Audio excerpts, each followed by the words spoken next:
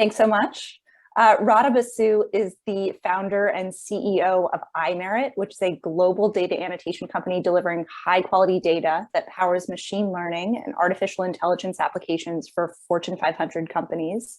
Under Radha's leadership, iMerit employs an inclusive workforce of more than 4,000 people worldwide, with 80% from underserved communities and 54% women.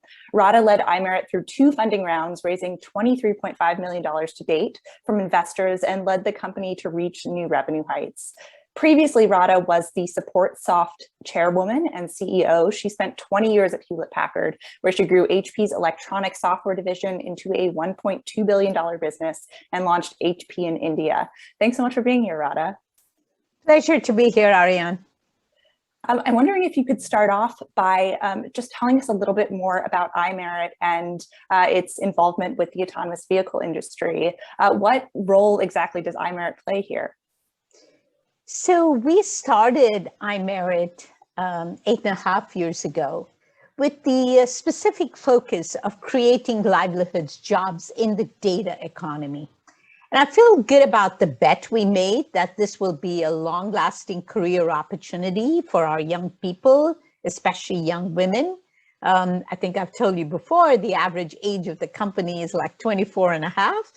And it requires, this career opportunity requires great expertise and skill. So as we got into computer vision, that was such a good match for the kind of dedicated work, especially a lot of our young women could be skilled to do. But even we could not have anticipated the amazing ride our autonomous vehicle customers have taken us on. It's been autonomous vehicles till now and just expanding more and more into total autonomous mobility. We've been lucky to have a window, like a ringside seat into all the innovation via the data that we work on, lots of data, which has proved to be a major factor in their evolution and ours. So this is how we got into the whole autonomous vehicle area.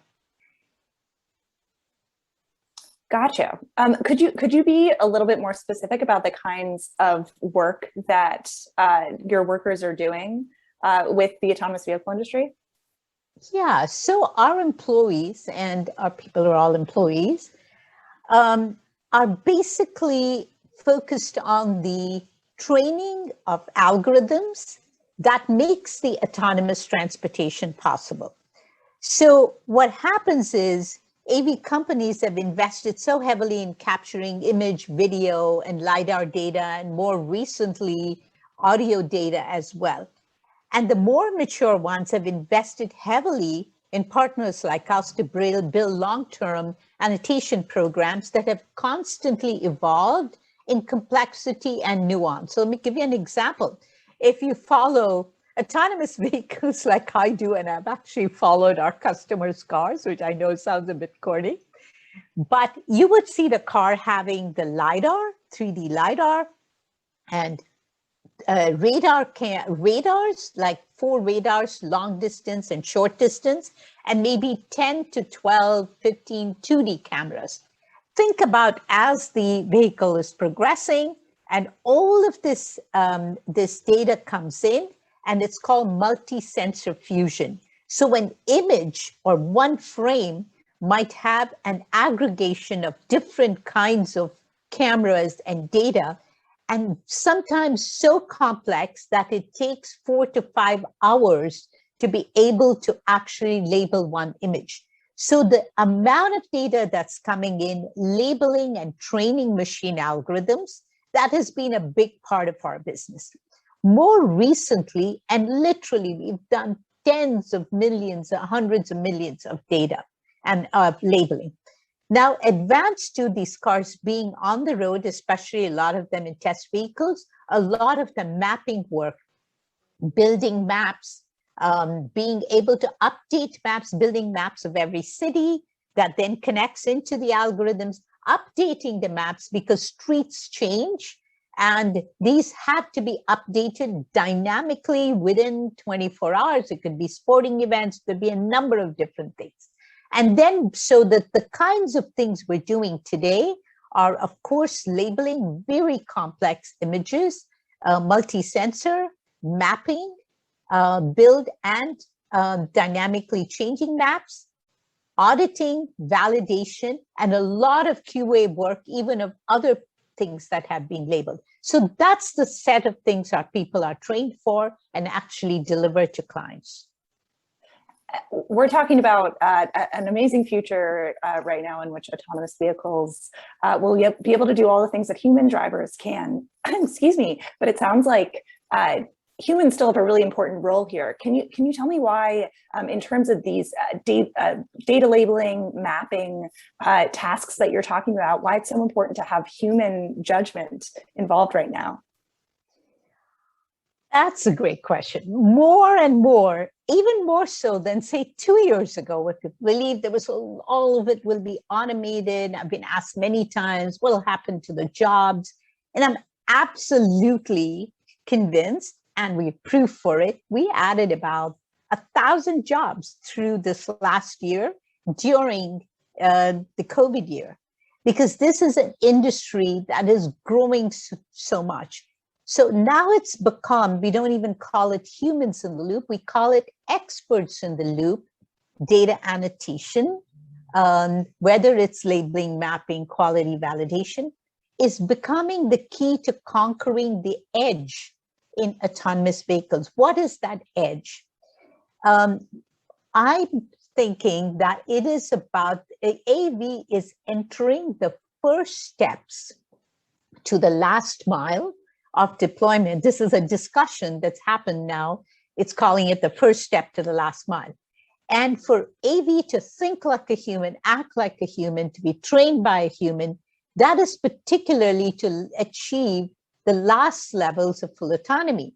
Now, what happens? Edge cases across mapping, real-time data feedback, traffic pattern analysis, complex road translation, like massive freeways that cross over, all of these, and you can say, oh, that's just edge cases. No, there are edge cases where the vehicle is reading the road conditions to determine the proper path and decision. I'll give you one example, that looking at a wisp of smoke, is that smoke, is that exhaust, is that wisps of clouds?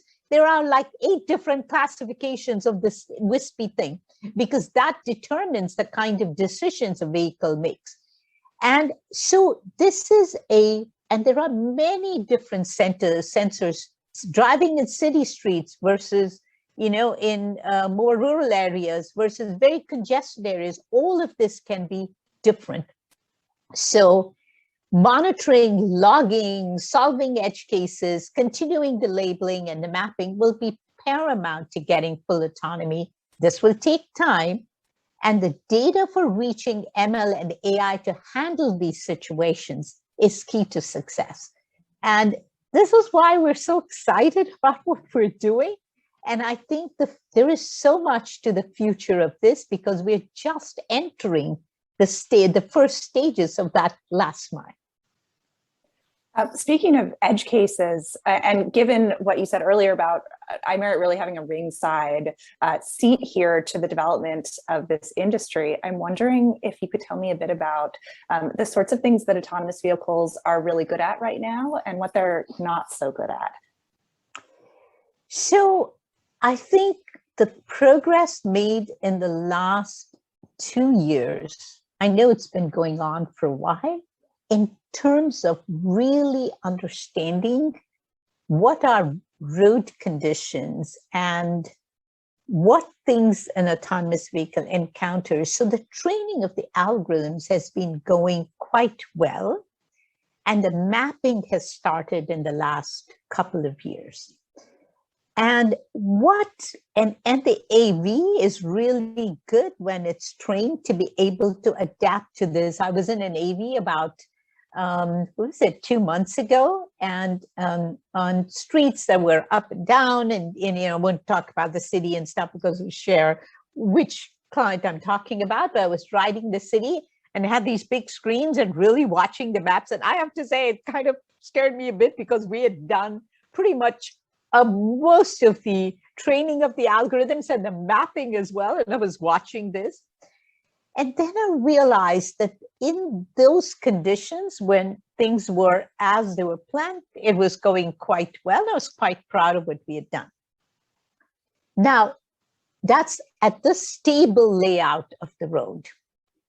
Now, how do you factor in beyond? There've even been cases of like emergency vehicles not being able to aggregate the sounds and actually causing some issues for the AV.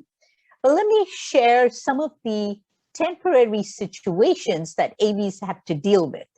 Changes in road conditions, construction zones, things like all the various forms where a stop sign can be found. Could be construction, could be somebody from a school crossing that's very temporary, or something that flips out from the side of a school bus. There are enough people listening to this who have kids who understand that. Then another one, and this is an interesting one because we created a whole workflow around it, various doors that can open or be left open on vehicles, or different types of doors, like our standard ones, or gull wings like Tesla cars have. Working trucks. I was in a vehicle when there was a large carrier of cars, large one, and the long distance radar and the LiDAR couldn't see to the other side of it, and the driver opened the door. It's completely different from anything we're trained any AV for. So pickup trucks, rear doors, things that can open, swing. So it's come to the conclusion, I think there are, and I don't know the exact number, I think there are like 28 or 32 door situations in a workflow that you can actually categorize for. False positive readings of the environment. Another very interesting one is reflections of people, cars on large windows in commercial buildings. So deciding whether the person's outside, inside, whether there's a child playing with a toy inside or the outside, this reflection thing is really important. Statues, garbage. Another one is live stuff, sporting events, Halloween's coming up, people walking on the streets in all types of costumes. Think of an AV encountering all of these people in costumes, see little kids, and how would you deal with this? So these are some of the examples. I hope it kind of gives you an idea of the kind of environment that an autonomous vehicle has to deal with and what people like us have to train them to do. Well, you've convinced me that this is very, very complicated. And as you kind of mentioned, there's a number of autonomous vehicle kind of pilots. There's beginnings of some services in some cities. I'm wondering what it's going to take for these to become real, robust services, especially given all the complexity you were just talking about. So I think the good news is that people can be trained to label, to map the kinds of people. The young people can be trained and actually become expert edge casers. And this is a new, I think next year we will be seeing ads for edge casers. I never, when a client called us and called me actually and said, "You're a real edge caser and your team is," I was like, "Huh, what is that?" And now I realize what a compliment that is, because it's the edge casers and the edge cases and the ability for us to build some AI. We have some technology around edge case modules that they'll be seeing in the very near future, and being able to aggregate and process through that. So when these situations come up, the experts in the loop also have this edge case data and the AI technology that's within ourselves, not in the AV, to be able to address this and go back and very quickly respond in real time. But to answer your question about AV and later AM, autonomous mobility as a whole, when I talk about autonomous mobility, I'm talking about ground robots, and aerial robots, and even home robots. So autonomous mobility as a whole. But taking AV, what will it take? I think that a one that I find very important is a more open exchange of data between a city, AV companies, and people like us, so we can help manage things in a dynamic pedestrian movement, locations for shared mobility, transit stops, changing in roadscapes, traffic lights, accidents, possible hazards, and sporting events. I was on a podcast with a very interesting gentleman, the chief information officer of the city of Las Vegas. And as you might know, Las Vegas is probably the most advanced city in this whole area of AV, and it's kind of the ultimate edge case, right? It in itself is a unique city. And pedestrian congestion is unlike any US city center, and events are happening in tourists. So having those connections and sharing of data, we do mapping of cities, and you can imagine having this across so many AV companies. So I think that is going to become very important as autonomous mobility becomes essential across healthcare campuses, large venues, and even for seniors needing help, mobility of different kinds, seasonality. All of these things is turning it to a data point capturing multiple times of day. And I think as cities and AV companies, technology companies, and partners like us start to work together, it will be seen in local, state, and federal entities. That is going to, I think, really help to propel forward the safe autonomous vehicles with the right kinds of data at the right times. Well, we only have about 2 minutes left, which means it's time for me to ask a question I think drives a lot of executives in the autonomous vehicle industry a little nuts, which is, when are the robots going to take over? When are we going to see autonomous vehicles everywhere, operating in most cities on most highways?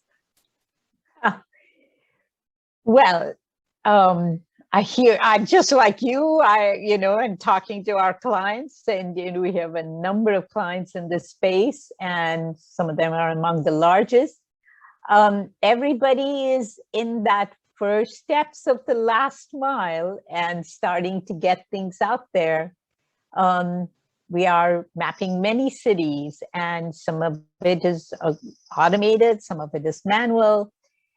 And I think that it is really important for us to, as an industry, is to this phase of that first steps of the last mile and really getting it right and getting the sharing of data right. And will it take drivers out of the driving process is, I think, when all the robots take over. You can call us edge case robots if you wish, but the experts in the loop of AV, of technology, are going to be there for a good amount of time. And the important role that humans play in analyzing, and ultimately, what are we doing? We're delivering high quality data that enables broader autonomous mobility, broader autonomous vehicles. That is what it comes down to, high quality data. So we're just starting to see, we haven't actually seen wide deployment or adoption of AV-AT, but it's starting in a major way. We're darn busy over the last year. And the experts in the loop, and I keep saying experts because people used to say humans in the loop, you can do crowd and stuff like that, but it's expert in the loop, is the inevitable path to achieving full autonomy, because these complex, as you recognize, on the road scenarios can be deciphered, and more will be done by the AV itself. But those edge cases, as we're going through, and I talked about many of those examples, require experts in the loop. So experts in the loop, technologies being trained, the mapping pieces, the working together of cities and AVs and partners like us, a lot of auditing, validation, as data comes back. These are some of the ways in which AV will really get to the market. And I want to end by saying the technologies we deploy are not just related to the ones automating autonomous vehicles. So much of it is, I'll give you an example, to do with, we have a lot of technologies that enhance the image. It's a very dark scene, and you enhance the image so you can actually spot a dot on that image. That's a lot to do with image processing, image enhancement. These are the kinds of things that actually get the automation going forward. So the technologies like that, with working with the experts in the loop, are the things that will take AV forward. Well, it sounds like iMerit will have plenty of work ahead of us, and the whole industry has work out of it. Thank you so much for your time, Radha, and back to you all. Thank you, Aarian. Really enjoyed talking to you.